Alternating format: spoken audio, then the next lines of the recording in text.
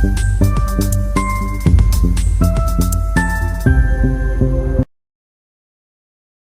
Chart को हम लोग समझ लेते हैं। मार्केट किस हिसाब से बायर और सेलर को बिठाने का कोशिश किया है।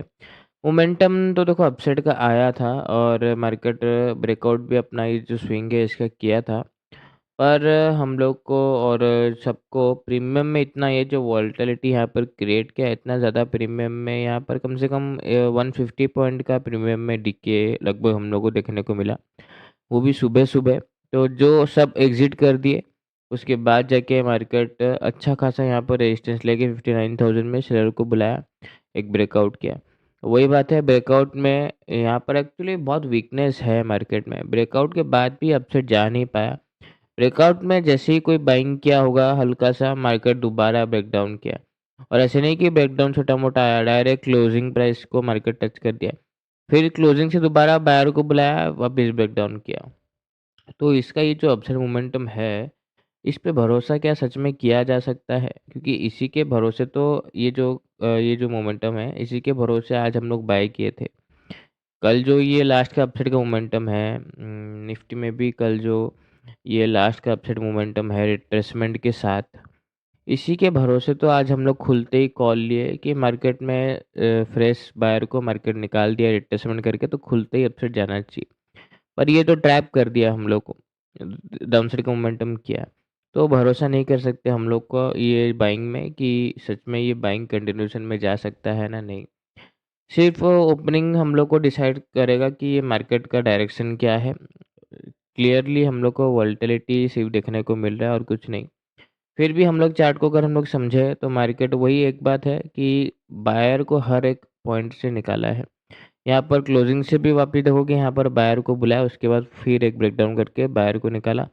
फिर चलो आप सेलर के नज़रिए से भी सोचो, जो भी सेलिंग किया है उसको ये अच्छा खासा एकदम दमदार अपसाइड का मूव करके निकाल दिया। तो यहाँ पर तो दोनों निकल गए हैं, बायर को ये निकाल दिया है, सेलर को भी लास्ट में निकाल दिया है। तो अब डायरेक्शन ओपनिंग पे डिपेंड करता है। कल का ओपनिंग जहाँ पर होगा, ओपनिंग के बाद पहली बात तो आज जो गलती किए हैं वो नहीं करेंगे, क्योंकि प्रीमियम डीके जिस हिसाब से हुआ, कल थोड़ा-सा वेट करेंगे। प्रॉपर कंटिन्यू लॉस हो रहा है तो प्रॉपर कन्फर्मेशन थोड़ा-सा मैं कम से कम 5-10 मिनट तो वेट करूँगा ही। उसके बाद ही जाके हम लोग अपना पोज़ीशन बनाएँगे। वेट करेंगे, ओपनिंग डायरेक्शन को याद रख लेना। ओपनिंग जहाँ पर होगा, गैप अप अगर होगा, उसके बाद पॉजिटिव मोमेंटम आया या स्विंग वगैरह का ब्रेकआउट किया, बाइंग से चले जाएँगे। नेगेटिव ओपनिंग हुआ, गैप डाउन ओपनिंग हुआ, लो वगैरह का तोड़ने का कोशिश किया तो डाउन साइड चले जाएँगे। क्योंकि मैं बोला ना, ये जो बाइंग है इस पे भरोसा नहीं किया जा सकता, क्योंकि मार्केट स्ट्रेंथ नहीं दिखा रहा है। गैप ओपन होने के बाद भी बार-बार डाउन साइड आ जा रहा है। और वही बात है, सेलर को अगर निकाल दिया तो अपसाइड जाना चाहिए। पर वही बात है, कल भी तो सेम चीज़ हुआ था ना, सेलर को निकाल दिया तो अपसाइड जाना चाहिए था, पर ये नहीं किया। तो ओपनिंग जहाँ पर करेगा हम लोग वहीं वही उसी साइड ही पोजीशन बनाने का कोशिश करेंगे। निफ्टी में भी वही है, रिकवरी तो अच्छा खासा हम लोग को देखने को मिला।